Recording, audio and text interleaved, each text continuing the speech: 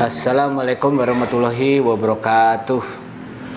Sahabat-sahabat YouTube yang saya cintai, saya dari Raja Anton TV kali ini melanjutkan kisah perjalanan hidup saya. Terakhir kali saya menyudahi pembicaraan mengenai pertemuan saya dengan seorang sahabat saya, Pak Hiro namanya. Dia juga seorang mualaf yang dapat hidayah dari seorang Nasrani masuk ke Islam. Waktu itu Pak Hiro itu tinggal nggak jauh dari kediaman saya di Rancho Indah. Saat itu saya bergabung di salah satu partai dan dapat kartu anggotanya. Kebenaran partainya partai PKS ya. Tahun berapa saya lupa. Nanti saya akan perlihatkan kartu anggota PKS-nya.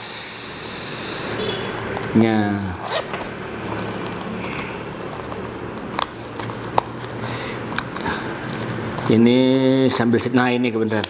Nah ini saya bergabung berlaku sampai 20 April 2006. Dulu namanya Partai Keadilan Sejahtera. Ini kartu anggota saya, Partai Keadilan Sejahtera 2006. Nah, alhamdulillah saya belum sangat aktif di Partai Keadilan Sejahtera. Qadarullah ketemu dengan sesama mualaf namanya Pak Hiro. Pada saat setelah selesai sholat Jumat berjamaah, itu biasanya teman-teman saya berkumpul. Ada yang namanya Pak Dirman, ada yang namanya Suhada, ada yang namanya itu orang-orang PKS semua. Ada yang namanya Gufron, ada yang namanya Paruli. Itu terjadi dialog antara Pak Hiro dengan mereka, teman-teman saya. Pak Hiro saya nggak kenal karena dia tetangga baru yang baru pindah. Pada saat itu era zamannya pemilihan SBY belum jadi presiden ya, 2004 apa 2005. Pak Hiro hanya mengatakan bahwa demokrasi itu bukan dari Islam. Setelah itu saya merasa tertarik dengan omongannya Pak Hiro. Akhirnya saya setelah terjadi dialog antara Pak Hiro dengan kawan-kawan saya melihat ilmu agamanya Pak Hiro lebih tinggi daripada kawan saya yang tanpa dalil. Sehingga pada waktu Pak Hiro selesai terjadi dialog itu, Pak Hiro pamit. Saya memperkenalkan diri dan minta untuk silaturahmi ke rumahnya. Beliau bersedia. Akhirnya kami main. Kadang-kadang kita bicara dari jam 9 malam sampai jam 2 subuh. Bicara masalah tauhid. Bicara masalah tauhid. Jadi makin kuat keyakinan saya terhadap tauhid, sehingga saya memutuskan untuk keluar dari PKS. Saya bilang waktu itu saya SMS ya, belum ada BlackBerry belum ada, Android belum ada, baru HP Nokia yang 313, 213. Saya SMS salah satu ketua pengurus ranting PKS bahwa saya akan keluar dari Partai Keadilan Sejahtera. Terus ditanya sama pengurusnya namanya Pak Sudirman, kenapa Pak Anton keluar? Siapa yang memengaruhi? Saya bilang, tidak ada yang memengaruhi. Saya keluar karena Allah, lillahi ta'ala, karena Allah semata. Nah, rupanya Pak Dirman lucu, berusaha nelfon istri saya, mengatakan bahwa Bu, jangan mau dengerin omongannya Pak Anton. Ya naif sekali Sudirman ini. Ya pasti istri lebih dengar omongan suami lah daripada orang. Sehingga istri saya tidak mau dengerin omongannya Pak Sudirman. Ya, itu kisah saya pada saat akhirnya saya mengenal tauhid. Nah, pada kisah perjalanan saya umroh kemudian haji, pada saat itu saya pas haji ya ditelepon sama ustadz saya, namanya Ustadz Mas Hadi. Dia nggak tahu kalau saya ada di Tanah Suci untuk menunaikan rukun Islam yang kelima. Terus beliau menyarankan ke saya untuk sholat subuh, sholat wajib ya, sholat wajib subuh berjamaah di Raudhoh. Raudhoh ini adalah rumah kediaman Rasulullah di Madinah ya, di dalam Masjid Nabawi sekarang gitu, setelah ada perluasan. Nah, singkat cerita, saya selalu kalau ke Tanah Suci selalu ada orang tua yang di dalam satu kamar saya, yang dia selalu, saya kemana jalan selalu dia minta bareng sama saya karena takut kesasar. 2 kali saya perjalanan ke Tanah Suci, pertama umroh juga selalu ada orang tua. Waktu haji juga selalu ada orang tua yang selalu pegangan tangan saya untuk saya tawaf maupun sa'i karena mereka takut kesasar gitu. Usianya 70 sama 60 lebih ya. Yang pas haji itu namanya Pak Abu Bakar umur 78 sama Pak Arifin. Pak Arifin itu umur 69 kalau masalah. Itu selalu pegangan tangan saya. Singkat cerita, pada saat saya niatkan untuk sholat subuh di Raudhoh, saya bangun pagi-pagi jam 2 subuh saya bangun, terus saya siap-siap berkemas, selalu dibarengin ya, minta si orang tua ini Pak Arifin dan Pak Abu Bakar minta ditemani, ikut saya, pegangan kanan kiri pegangan tangan saya sampai di Raudhoh. Sampai di Raudhoh 2:30 subuh, saya ingat itu dari belakang Raudhoh. Ternyata udah penuh sekali. Orang tinggi-tinggi besar, ada orang Afrika, ada orang besar-besar gitu. Akhirnya saya bismillah masuk dari belakang Raudhoh, nggak dari depan, dari belakang Raudhoh. Belakang Raudhoh saya masuk, karena badan saya kecil, saya bisa menyelip masuk. Nah, kedua orang tua yang megangin tangan saya ini, yang di satu kamar, Pak Arifin sama Pak Abu Bakar, mental dia, nggak bisa ikut saya semua. Udah saya Saya masuk ke dalam sendiri. Saat itu saya melihat kanan kiri. Setelah selesai sholat sunnah kayak sholat apa 2 rakaat, sama petugas atau sama sesama jamaah mengusir untuk keluar gantian sholat, karena di Raudhah itu salah satu tempat mustajab. Kalau kita berdoa, segala keinginan kita insya Allah diijabah, dikabul. Terus saya berpikir pada saat itu kan belum masuk sholat adzan subuh, masih 2:30. Akhirnya saya coba sholat tahajud 11 rakaat. Sengaja saya lama-lamain karena saking penuhnya sholat saya sempit, kepala saya udah bisa di pantat orang gitu kan, saking sempitnya itu Raudhah, saking sesaknya penuhnya gitu. Udah saya pelan-pelan 2 rakaat, cuman memang badan saya didorong-dorong dari belakang sama jemaah-jemaah lain karena mereka desok-desokan gitu ingin masuk ke Raudhah, tapi kalau sudah penuh Raudhah nggak bisa masuk. Jadi ada didorong-dorong kita. Saya sholat sambil goyang-goyang aja, badan saya sambil goyang-goyang ini sholat gitu kan, goyang-goyang. Kalau sujud pala saya nempel di pantat orang, di kaki orang gitu. Ya, yang penting niat saya hanya satu, ke Allah, nggak masalah.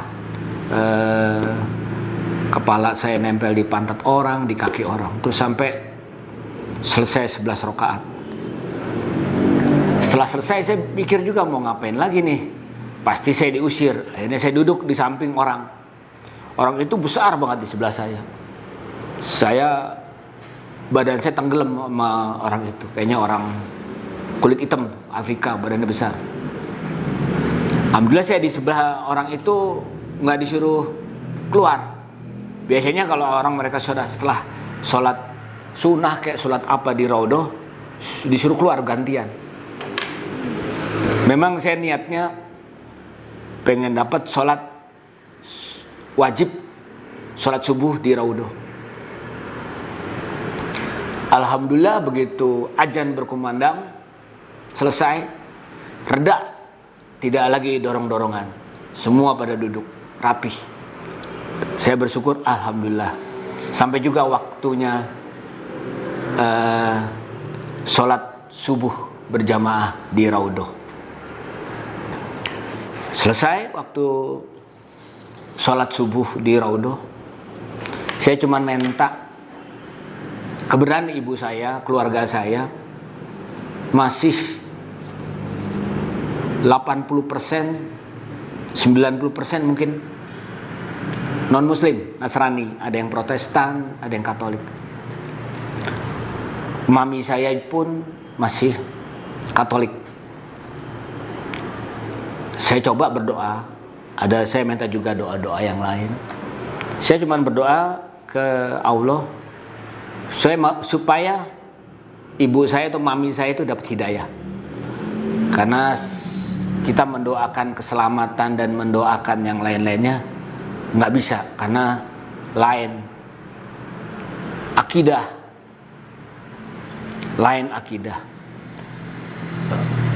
Orang Nasrani mintanya kepada Tuhan Yesus Kristus, Tuhannya Yesus Kristus, sedangkan kita mintanya kepada Allah. Sehingga saya cuma minta satu, berikan hidayah ke mami saya. Singkat cerita, setelah kepulangan saya dari haji, saya dapat kabar kalau mami saya masuk ke rumah sakit di Bekasi. Kalau nggak salah di Bekasi itu rumah sakit Siloam. Masuk di rumah sakit tersebut, katanya kena infeksi saluran pernapasan. Kemudian mami saya itu tinggal sama kakak saya. Kakak saya kebenaran Katolik Nasrani. Dia miara anjing di dalam rumahnya. Ada kurang lebih 3-4 ekor anjing. Mungkin dari bulu anjing berterbangan, bekas kencing anjing, bekas berak anjing, kotoran anjing tercium sama mami saya sehingga dia kena infeksi saluran pernapasan.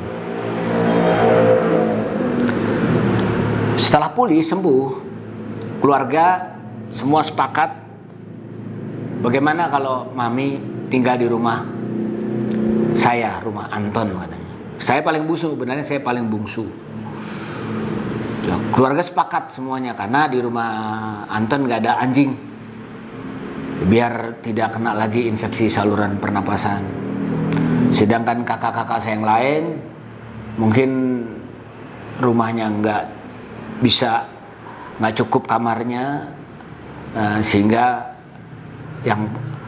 yang bisa rumahnya agak lebar, agak ada banyak kamar adalah kediaman saya. Akhirnya tinggal di rumah saya, dirawat sama babysitter. Babysitternya kalau nggak salah saya ingat namanya Susi, orangnya gendut. Tinggal Mami saya tidur di kamar saya. Saya kadang-kadang Mami tidur di kamar sebelah, kadang-kadang di kamar saya. Kalau siang suka di kamar saya. Nah, singkat cerita, saya cerita nih sama sahabat saya namanya Dr. Untung Purwasaputra. Saya cerita masalah Mami saya doain di Raudoh untuk dapat hidayah.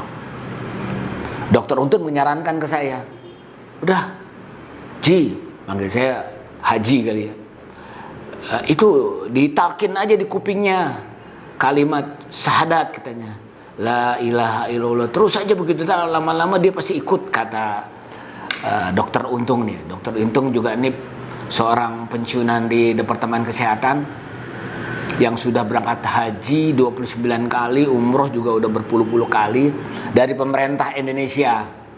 Jadi gratis. Dia sebagai dokter kesehatan haji, sehingga gratis. Dia menyarankan untuk saya talkin ke kupingnya, tapi saya nggak ikuti pendapatnya. Saya bilang nggak mau saya dengan cara seperti itu.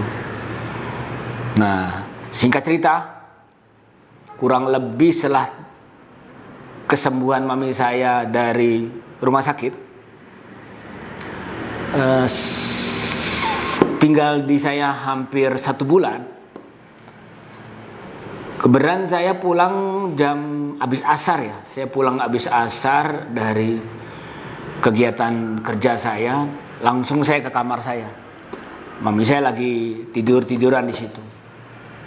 Tiduran di situ. Itu sebulan setelah kepulangan saya dari haji. Nah, pada saat itu bincang-bincang, Mami saya mengatakan bahwa hidup ini embuh maunya kemana katanya. Saya nggak paham tadinya, saya pikir Mami saya nggak betah di rumah saya, di kediaman saya yang biasanya tinggal di rumah kakak saya di Bekasi, di Jati Bening, pindah di rumah saya nggak betah. Saya pikir, saya ulang-ulang. Ternyata arahnya ke pegangan hidup dia.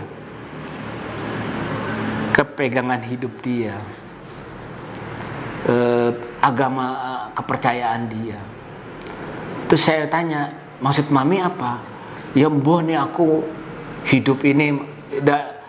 Mami saya itu di bahasa sehari-harinya selalu kalau nggak bahasa Jawa Kromo Injil, kalau nggak Holland Spreken.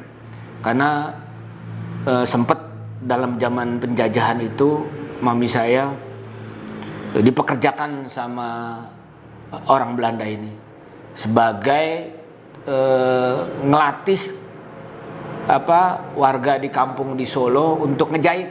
Mami saya pintar ngejahit.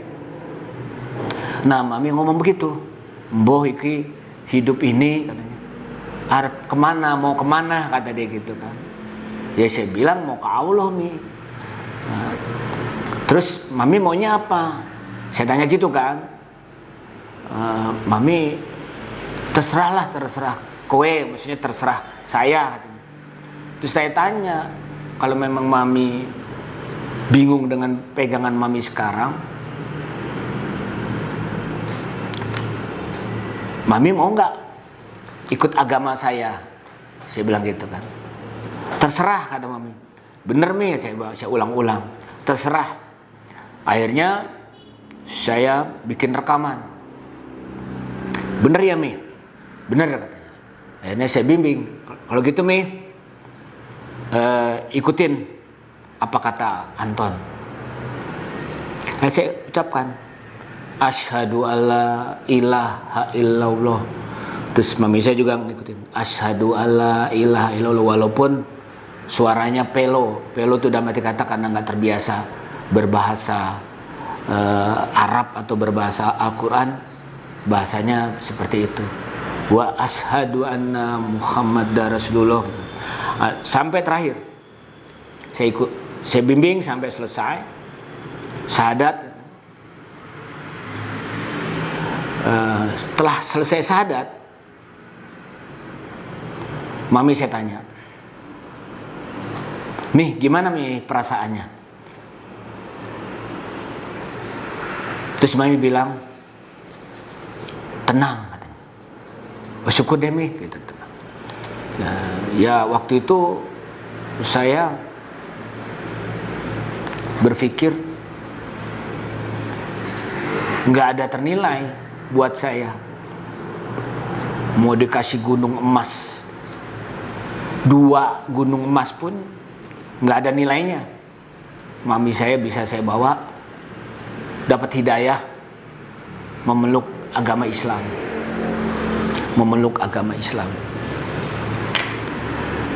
Terus setelah memeluk agama Islam, kurang lebih 6 bulan kemudian lah. 6 bulan kemudian mami saya dipanggil Allah, meninggal dunia ya dalam keadaan sudah muslim atas kehendak sendiri, bukan atas paksaan saya, bukan atas kemauan saya. Nah, sebelum cerita ke situ saya lupa tadi cerita. Saya pernah mami saya bawa ke mantan suster biarawati orang Nasrani namanya Irena Handono. Saya bawa ke Irena Handono. Irena Handono cerita bahwa dia dulu seorang suster biarawati. Dia disuruh mempelajari Al-Quran, mempelajari Islam untuk menjatuhkan kelemahan Islam. Ternyata dia baca surat Al-Ikhlas yang Qul huwallahu ahad, Allah cuma satu. Cuman dia kok bingung. Sementara di pemahaman dia Trinitas, Bapa dan Putra dan Roh Kudus, ada 3. Dia nanya ke pastornya, kenapa begini? Terus kata pastornya, ini kebijakan gereja atau Vatikan. Irena Handono pinter, dia berpikir bahwa kalau kebijakan gereja berarti bukan kebijakan Allah. Nah, sehingga Suster Irena Handono yang mantan biarawati itu hijrah masuk Islam. Dia cerita ke saya bahwa banyak tuh orang-orang dari Gunung Kidul, orang-orang miskin, orang-orang susah yang masuk Nasrani karena susah. Dia tidak mau lagi kembali di susah, padahal tahu mungkin kesesatan daripada Nasrani yang menyembah Tuhan Yesus bukan menyembah Allah. Tahu, tapi dia nggak mau kembali ke susahnya kehidupannya, yang makan susah. Kebenaran Suster Irena Handono ini orang yang mampu, sehingga pada waktu dia masuk Islam dia nggak takut miskin. Akhirnya keluarganya juga masuk Islam. Nah, sempat mami saya bawa ke Suster Irena Handono. Suster Irena Handono hanya cerita seperti itu kisah-kisahnya. Tapi pada waktu itu mungkin mami belum dapat hidayah dari Allah, sehingga mami cuma nanya ke saya pulang dari Suster Irena, emang Bunda Maria itu siapa toh? Bunda Maria itu ibunya Nabi Isa atau yang dipanggil Tuhan Yesus. Itu nggak boleh kita sembah. Memang kan di gereja Nasrani ini ada patung Bunda Maria, ada patung Yesus Kristus. Jadi pada waktu kita masuk ke gereja Katolik, kita nyembah dulu patung Bunda Maria, terus mengucapkan Salam Maria penuh rahmat, saya hafal itu ya. Tuhan sertamu, terpujilah engkau di antara wanita, ada ini. Terus setelah itu baru ke patung Yesus Kristus, terus melakukan ritual salib. Mereka berdoa dengan Bapa kami. Doa Bapa kami pun saya masih nempel, nggak bisa lepas itu, mungkin dilupa-lupain nggak bisa karena udah nempel ya. Seperti dalilnya kan, Bapa kami yang ada di surga, dimuliakanlah namamu, datanglah kerajaanmu, jadilah kehendakmu di atas bumi seperti di dalam surga.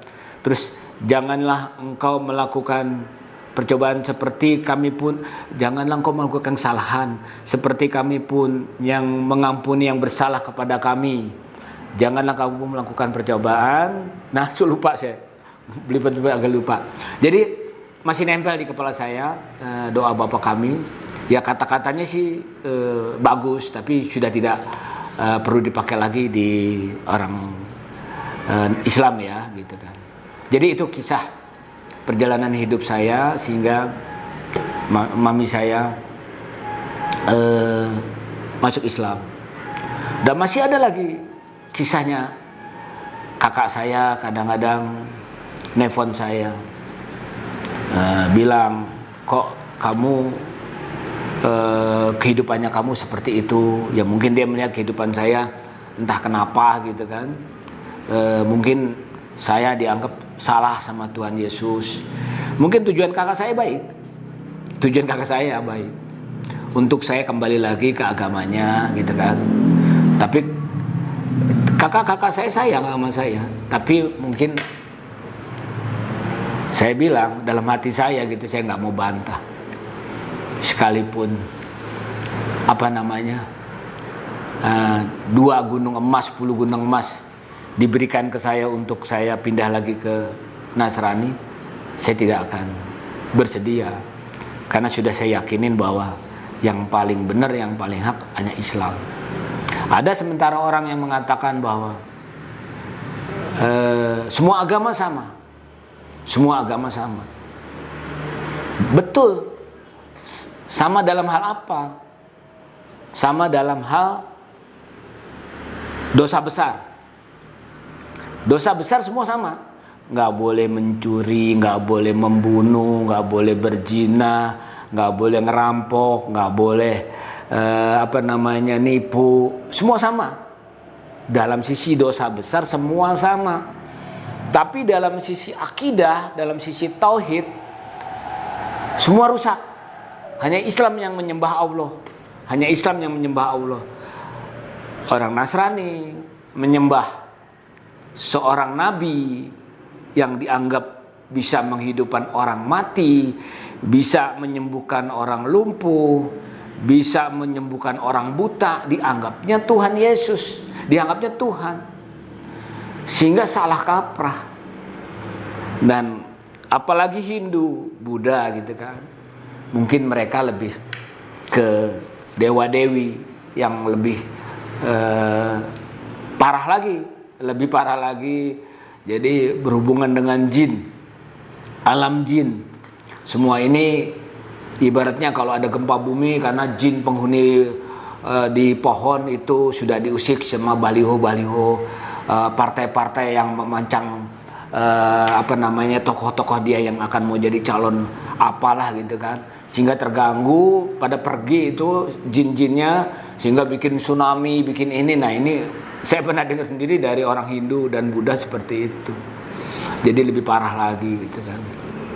Jadi dalam sisi dosa besar semua sama, tapi dalam sisi tauhid akidah hanya Islam aja yang menyembah Allah dan benar-benar murni ke Allah gitu. Ya mungkin itu dulu kisah perjalanan saya. Selanjutnya mungkin saya akan cerita lagi perjalanan saya dari mulai saya bisnis alat musik sampai saya berbisnis ke perumahan dengan menggunakan bank, sampai saya menggunakan perumahan dengan tanpa bank. Nanti kisah selanjutnya akan ditayangkan berikutnya. Silakan bagi para sahabat-sahabatku untuk subscribe sehingga bisa berlangsungnya channel Raja Anton TV. Assalamualaikum warahmatullahi wabarakatuh.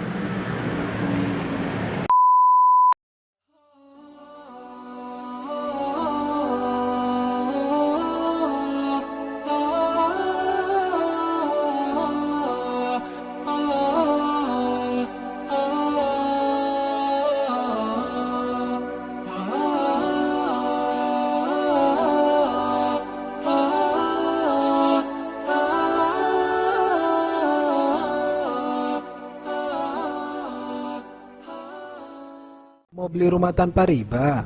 Hubungi kami sekarang juga, developer Pondok Raja Syariah. Hunian syariah bernuansa Islami untuk keluarga madani.